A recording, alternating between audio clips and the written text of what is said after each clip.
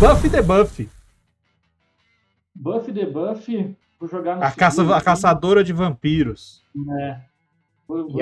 E a versão bizarra dela. Eu tomo de cabeceira de todo clérigo aí que tem a Bibliazinha, Deus ele dormindo embaixo do travesseiro. É bênção. Bênção não tem como fugir. Se você é um clérigo e não tá com uma bençãozinha ali, ela é uma magia muito boa, muito roubada, de primeiro nível, que pode ser usada com slots de níveis mais altos para dar bônus para mais pessoas. Um D4 de bônus é muito bom, é um bônus muito bom. Pode salvar você de várias situações perigosas aí. E eu acho que, de modo geral, é uma magia um pouquinho também subestimada, às vezes. As pessoas acham que um D4 é muito pouco, mas nos primeiros níveis, e até em níveis mais altos, é o que salva muita gente, cara. Salva muito personagem, salva muito combate. E é primeiro nível. É impressionante. Primeiro nível. E eu acho que tem flavorzinho, um saborzinho especial de você... de fato, você... Assim, eu gosto muito de clérigo como conjurador. Eu acho que é a classe que eu mais gosto. Porque tem um fator de roleplay ali que é muito legal você tipo, abençoar. Independente de Deus que o seu clérigo louve ali. É uma benção tangível, quase. É uma benção que o personagem está sentindo ali, está tendo um efeito. Isso é muito legal. Isso pode até influenciar o comportamento de outros jogadores. Eu me lembro que uma vez eu estava com um clérigo de Telor numa mesa e eu ficava pregando o tempo inteiro para variar e eu tinha umas frasinhas de efeito, né? Glória ao Sol, que eu tirei direto do Dark Souls, né? Do Soler. Eu converti o Ladino. O Ladino era caótico neutro, ele levou caótico bom e papel.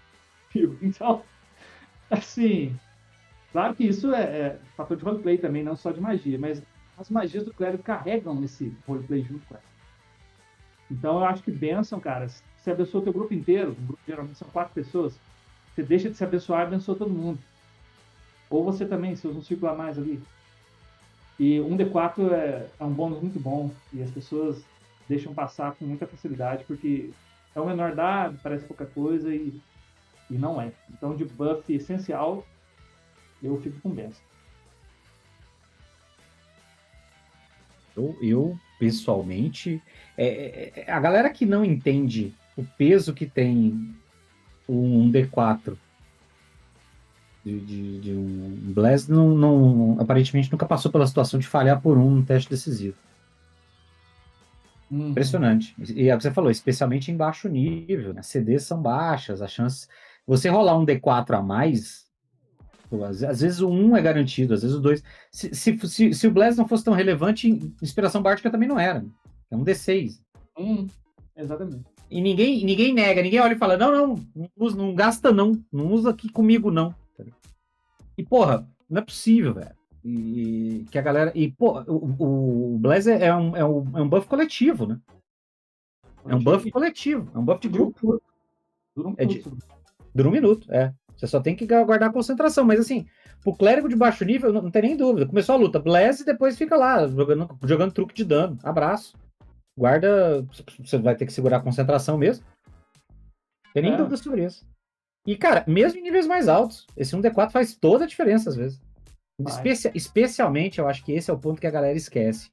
Especialmente para teste de resistência. Ataque pode até não aumentar tanto, e aí lá para frente você começa a ter que lidar com muito monstro que tem CA alto. Mas teste de resistência, às vezes, até o final, ele tá baixo. Ou até o final faz muita diferença, especialmente quando você não tem proficiência naquilo. Benção é a diferença de vida ou morte, às vezes, para a classe de conjurador, quando toma um teste de resistência de concentração, de constituição, de destreza. Então, assim... Dominação. De carisma para resistir à dominação. Às vezes é isso que vai salvar o bárbaro, né? De matar o grupo inteiro. De matar o grupo inteiro, exatamente. Cara, o buff é o amor e o terror dos mestres. D&D tem um histórico, né? Mais um, mais dois, mais quatro, mais dois, mais um. Aí o cara tem uma base, um modificador, mais uma coisa de classe e mais os talentos. Aí no final o cara tá somando mais 22 em cima do negócio. E aí quando você vai ver, cara, os bônus estão tudo atropelado um em cima do outro. E aí vale lembrar, você jogador, você mestre, os bônus que são iguais, eles não se acumulam. Você pega os dois bônus iguais e adota o maior. Eu jogo a força do touro, eu jogo a força dos justos. Ah, um dá mais 4, o outro dá mais 4, mais não sei o que. Vale o do outro, que dá mais 4, mais não sei o que. Esse mais 4k você não acumula. Quando você joga bênção e você joga uma outra coisa que vai dar o mesmo bônus do mesmo tipo, não acumula. Então, a quinta edição até combateu isso agora, com aquela com necessidade de concentração, manutenção de algumas magias, que você não consegue manter duas simultaneamente. Mas a galera caía muito no stake, cara. Mas muito, muito mesmo. E aí no final, você pega igual o. A primeira vez que eu joguei, o cara foi narrar, eu tava de monge, primeiro nível. Do lado meu tinha um ranger de primeiro nível, a gente tava numa catacumba e encontrou um rato atroz. E o ranger falou: deixa que eu pegue, que ele é meu inimigo favorito. Aí ele foi lá contra o rato atroz. Ele disse: lá, pô! Somou 22. Aí o mestre falou assim: o rato pulou e você errou. Eu falei: 22, cara. 23, tirei 20. Pô, o rato pulou de novo e você errou. Cara, pau, não tem jeito. Eu falei: cara, esse troço tá errado. Ataca de novo. Ele, tal, errou, 19. Não, cara, isso é um rato, cara. Você não é um dinossauro, não é um monstro. Me dá esse arco aqui. Eu acho que tirei um 18. Errei.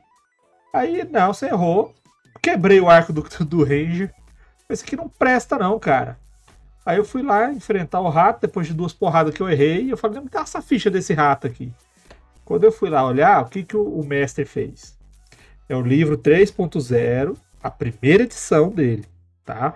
Onde no final dos livros do jogador trazia alguns monstros que era para você ir jogando para eles fazerem as correções depois. Aí o rato atrás estava assim, ó, CA. Era, que acho que era 16 ou 15, parênteses, mais 3 de destreza, mais 2 do tamanho, mais 1 de não sei o que. E o que ele fez? Ele pegou aquele 16 e foi somando com os bônus. O rato tava com 39 de CA. Ele entendeu que era a explicação do porquê da CA, né? Exato. É por isso que você tem que ler o livro, gente. Leia um livro de regras. Era a primeira vez, era o primeiro livro traduzido, não tinha outro. A gente pegou pra jogar. Porque, então, assim, os bônus, não acumule os bônus, cara. O buff e o debuff, eles têm que ser usados na medida certa. Porque eles ajudam muito, mas dentro da proporção. Combeiro, meu amigo, ele vai ter um cinto da força dos gigantes e vai pedir pro clérigo jogar a força do touro nele. Não vai funcionar. Porque os bônus não se acumulam. Cara, posso abrir um parênteses isso aí que você falou? Até 2. Do CA. Tem um amigo nosso que joga com a gente desde que a gente é adolescente. E ele mestrava muito, sim, mestrava com muita frequência pra gente e tal. E ele era o cara que ele pegava de encontro aleatório, ele pegava e olhava o CA e o PV do bicho. Não interessava que tipo de bicho que era. Ele olhava CA e PV e beleza. Aí tem um dia que a gente tava lá, ele pega o livro e abre assim, isso aqui tem o CA baixo, o PV baixo, aparece 2 isso aqui pra você.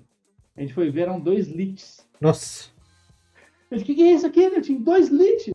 Aqui, ó, o PV dele é baixo, é baixo. E o que ele faz no livro aí? Aí ele começou a ler. Ele falou: nossa, eu podia demais.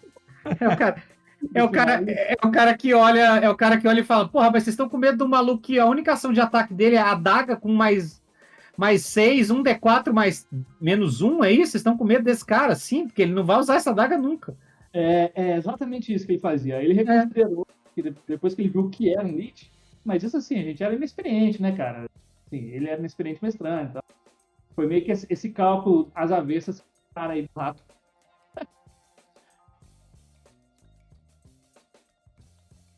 O Vitão tá lá. E eles já estão falando de uma magia. Pedra, já. Como é que é? Já, já. Ah, tá.